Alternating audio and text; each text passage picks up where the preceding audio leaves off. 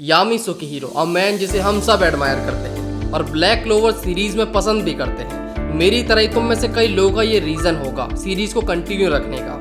हम इससे easily connect कर पाते हैं, इसकी कई ट्रेड्स को हम फील कर पाते हैं, लाइक आलस और सही मौके पे ताकत दिखाना। इसी वजह से यामी हम सभी का फेवरेट कैरेक्टर बन जाता है। तो आज की इस वीडियो में हम यामी सुकिहिरो के बारे में जानेंगे, वो भी अच्छे से। तो जितने लोग ब्लैक क्लोवर की वीडियो का वेट कर रहे थे कमेंट करके बताओ, और इस चैनल पे अगर तुम न्यू हो तो चैनल को सब्सक्राइब और वीडियो को लाइक करके आगे बढ़ते हैं। चलो चलते हैं ब्लैक क्लोवर की जादुई दुनिया में, क्योंकि खूबसूरत जादू सिर्फ एनिमे में देखने को मिल सकता है, रियलिटी में नहीं। यामी सुकिहिरो जो हीनो कंट्री का रहने वाला था और यामी क्लैन का डिसेंडेंट भी, जो बचपन में अपनी कंट्री को छोड़कर क्लोवर किंगडम आ जाता है। अब उसकी कंट्री को छोड़ने का रीजन था उस पे अपनी खुद की क्लैन मैसेकेयर का ब्लेम।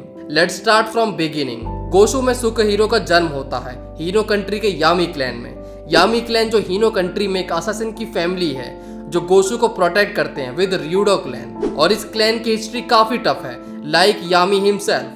सुकिहिरो बचपन से एक टफ ट्रेनिंग से गुजरता है जहाँ पर उसके पिता उसे मैजिकल स्वॉर्ड्समैन बनाते हैं और उन्हें विश्वास होता है कि सुकिहिरो अपनी क्लेन में सबसे स्ट्रॉन्गेस्ट बनेगा, बट उसे फिशिंग में ज्यादा इंटरेस्ट होता है। सुकिहिरो जब बालक था तो उसकी माँ का देहांत हो जाता है उसकी छोटी बहन इचिका को जन्म देने के बाद। तो इसके आगे का टाइम अपनी बहन इचिका को अपने फादर के ड्रंकन वायलेंस से बचाने में निकलता है उसका।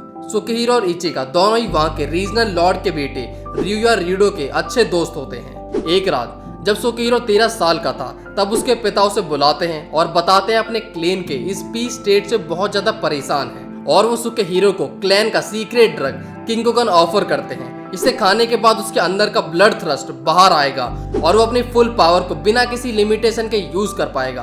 बट इसे सुनने के बाद इचिका सुकिहिरो पे चिल्लाती है और उस पिल को लेने से मना करती है। ये सब सुनकर उसके पिता उस पिल को इचिका को ही खिला देते हैं। इसके साइड इफेक्ट से इचिका कंट्रोल खो देती है खुद पर और अनइंटेंशनली अपनी क्लैन को खत्म कर देती है, बस अपने भाई को छोड़कर। उसके बाद वो थकान से बेहोश हो जाती है। सुकिहिरो और र्यूया इस बात को सबसे छुपाते हैं। यामी सबका ब्लेम अपने ऊपर लेता है और र्यूया की हेल्प से वो कंट्री को छोड़ देता है और पहुंचता है क्लोवर किंगडम में। यहाँ पर पहुंचने के बाद उसे काफी मुश्किलों का सामना करना पड़ता है, लाइक कल्चरल और रेशियल डिस्क्रिपेंसीज। 15 साल के होने के बाद उसे अपनी ग्रिमोर मिलती है जहाँ उसके डार्क मैजिक को देखकर सभी उसे हेट करने लगते हैं और डरने भी लगते हैं, और र्यूमर्स काफी तेजी से फैलने लगते हैं जिनकी तरफ नेक फ्रॉस्ट की नजर जाती है, और ये दोनों एक साथ काफी सारा फन और क्राइम कमिट करते हैं। और इसी टाइम पर यामी की मुलाकात होती है ग्रेडियर के कैप्टन जूलियस नोवल क्रोनो से, जिसे यामी का मैजिक काफी पसंद आता है और वो यामी को मैजिक नाइट्स को ज्वाइन करने का सजेशन देता है।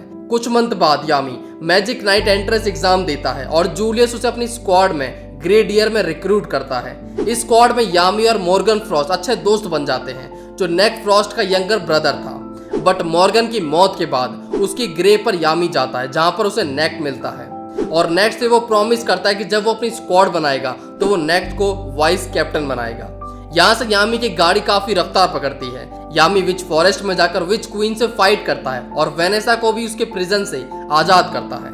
शार्लेट रोजली जो अपनी फैमिली कर्ज से काफी परेशान थी, यामी उसकी भी मदद करता है, जहाँ पर शार्लेट को यामी से फिर प्यार हो जाता है। आगे जूलियस 2 न्यू स्क्वाड को बनाता है जिनके लीडर बनते हैं यामी और विलियम वांजेंस, और एज प्रॉमिस यामी अपनी स्क्वाड ब्लैक बुल्स का वाइस कैप्टन किसको बनाता है? नेक्स्ट फ्रॉस्ट को। स्क्वाड बनने के बाद यामी को चाहिए था एक न्यू बेस। इसकी तलाश में वो पहुंचता है एक हॉन्टेड हाउस में जहाँ पर उसे मिलता है हेनरी लीगोपार्ड, उस हाउस का रियल गोस्ट, और यामी उसे अपनी स्क्वाड का मेंबर बना लेता है क्योंकि वो नहीं चाहता था कि कोई उसके सामने मरे। फिर सालों बाद मैजिक नाइट एंट्रेंस एग्जाम में यामी को एक अतरंगी बच्चा दिखता है जिसके पास मैजिक तो नहीं था, बट स्टिल वो मैजिक नाइट बनना चाहता था, और किसी दया में नहीं, ये उसकी जिद थी। यहाँ पर यामी उस बच्चे यानी आस्टा को टेस्ट करता है अपनी पावर से, बट वो बिल्कुल भी इंटिमिडेट नहीं होता है। पर मैजिक ना होने की वजह से उसे कोई भी रिक्रूट नहीं करता है। तब जाकर यामी उसे अपनी स्क्वाड में लेता है with a girl named Noelle Silva. इसके बाद स्क्वाड में आस्टा का यूनिक वेलकम होता है जहाँ पर उसे खुद को प्रूव करना होता है। यामी यहाँ पर नोटिस करता है कि आस्टा की डीमन स्लेयर स्वॉर्ड माना को काट सकती है। इसके बाद यामी देता है स्क्वाड को कुछ मिशंस ताकि वो खुद को प्रूव कर सकें और स्क्वाड की रैंकिंग के लिए कुछ स्टार भी कलेक्ट कर सकें, क्योंकि मिशन ही स्क्वाड की रैंकिंग और मैजिक नाइट की रैंकिंग डिसाइड करते हैं। और इसमें ब्लैक बुल्स की हालत काफी पतली थी। यामी की स्ट्रेंथ को हम लिक्ट के अगेंस्ट देखते हैं जहाँ पर यामी अपनी कटाना से लिक्ट के अटैक को ब्लॉक कर देता है। यहाँ पर यामी की स्किल्स और स्वॉर्ड्समैन स्किल देखकर आस्टा भी हक्का बक्का रह जाता है। एल्फ अटैक के टाइम पर ही वो यामी ही था जो शील्ड और स्वॉर्ड दोनों की तरह किंगडम को प्रोटेक्ट कर रहा था। बात करें यामी की पावर की तो यामी जो डार्क मैजिक पोजेस करता है जो काफी रेयर है, जिसकी थ्रू ये डार्कनेस को जनरेट और मैनिपुलेट कर सकता है। स्टार्टिंग में ये अपने मैजिक को कटाना में चैनल करके यूज करता था। आगे यामी अपने मैजिक के अदर एट्रीब्यूट्स को भी समझता है।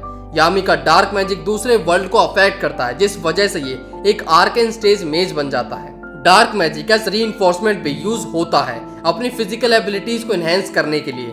यामी का डार्क मैजिक रीइंफोर्समेंट इतने अच्छे लेवल का है कि वो डांटे के डेविल बूस्टेड ग्रेविटी मैजिक के अंडर भी फाइट कर पा रहा था, जहां पर वो इंटेंस प्रेशर में भी ग्रेट स्पीड को शो करता है। यामी के डार्क मैजिक के अटैक्स और डिफेंस दोनों ही काफी पावरफुल हैं, like dark cloaked Avidya slash, black hole, cloaked black blade, cocoon, dimension slash, blunt strike, death thrust, light slash और डीप ब्लैक ब्लेड और मैनी मोर। यामी अपने पावर डिलीवरी के साथ काफी क्रिएटिव है और उसका बैटल फील्ड पे सीखना ही उसे सबसे आगे रखता है। वो पहले से सीखी हुई चीजों को ही बैटल में बार बार कंटिन्यूस यूज नहीं करता है। वो फाइट में ओपन टू लर्न रहता है और सबसे बेस्ट चीज डिलीवर करता है उस टाइम पर। आगे है यामी का रिस्ट्रेनिंग मैजिक। इस फॉर्म ऑफ मैजिक में वो ओपोनेंट्स को इमोबिलाइज करता है, जिससे ओपोनेंट की मूवमेंट रेस्ट्रिक्ट होती है और वो अपने ग्रिमोर्स को भी यूज नहीं कर सकते हैं। इस कंडीशन में ओपोनेंट कोई मैजिक टूल को यूज कर सकता है। आगे है कंपाउंड एनहेंसमेंट, यानी मैजिक का कंबाइन करना किसी और मैजिक एट्रीब्यूट के साथ फॉर क्रिएटिंग पावरफुल स्पेल्स। इसमें कई सारे पावरफुल स्पेल्स आते हैं, लाइक किड्स प्लेग्राउंड जो शैडो मैजिक और डार्क मैजिक का कॉम्बिनेशन है, और है डोपलगैंगर, ये भी डार्क और shadow based combine magic attack है। इस अटैक में डार्क मैजिक यूजर के अटैक को मिरर किया जाता है, मतलब साइमल्टेनियसली 2 अटैक लॉन्च होते हैं, वो भी क्लोज रेंज में। यामी मल्टीपल एबिलिटीज में मास्टरी रखता है, जो चीज उसे बैटल फील्ड में एक एक्सपीरियंस फाइटर की तरह प्रेजेंट करती है।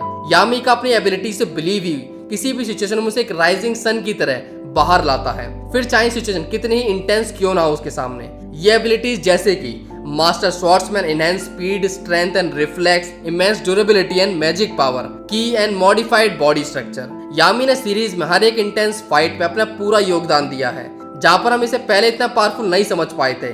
वहीं पर यामी का उसकी पहली बैटल सीरीज की हर आगे बढ़ती हुई बैटल में देखना उसकी बात को शो करता है कि वो हर फाइट में अपनी लिमिट्स को पुश करता है और दूसरों के लिमिट को पुश कराता भी है। सभी का सीरीज में अपनी स्ट्रेंथ को पहचानने के पीछे इसी बंदे का हाथ है। यामी ने मिडनाइट सन के लिक्ट, रियाया, वेटो और फाना से फाइट की है। Yami versus elf, black clover versus Dante, इन सभी फाइट में एक चीज कॉमन थी, यामी की जीतने की जिद। यामी जो भले ही मेंशन ना किया गया हो, बट सीरीज में वन ऑफ द माइटिएस्ट मेज में से एक है। उसकी स्वॉर्ड्समैन स्किल और डार्क मैजिक दोनों ही ट्रेमेंडस हैं, यानी पावर के मामले में नोबल से भी बेटर है वो, और ये उसने मल्टीपल इंसिडेंट में प्रूव भी किया है। यामी सुकेहीरो वो एक चेन है जिसने कई सारी कड़ियों को जोड़ना शुरू किया था और धीरे धीरे हर एक कैरेक्टर यामी से होता हुआ स्टोरी को चीरते हुए अपनी जगह बनाता गया। हमें यामी के friends, squad member, enemies, lover एक एक करके सब देखने को मिलते हैं, जिनका यामी के साथ अलग ही रिश्ता है। खासकर शार्लेट रोजली का जो इन दोनों का बॉन्ड है वो काफी क्यूट और इंटरेस्टिंग लगता है, क्योंकि ऐसी लड़कियां सिर्फ हमें एनिमे में देखने को मिलती हैं। इन दोनों के रिश्ते के लिए एक शायरी तो बनती है, जहाँ पर यामी भाई कुछ इस प्रकार कहते हैं, मैं चाहता था उसको गुलाब पेश करूं, वो खुद गुलाब थी, उसको गुलाब क्या देता। इसी के साथ ये संदेशा पहुंचा दो दिल के उस अंधेरे कोने में जहाँ पर ब्लैक क्लोवर के लिए प्यार मौजूद है। तो मिलते हैं नेक्स्ट वीडियो में, तब तक के लिए पुरानी वीडियो को एंजॉय करो। See you in the next video.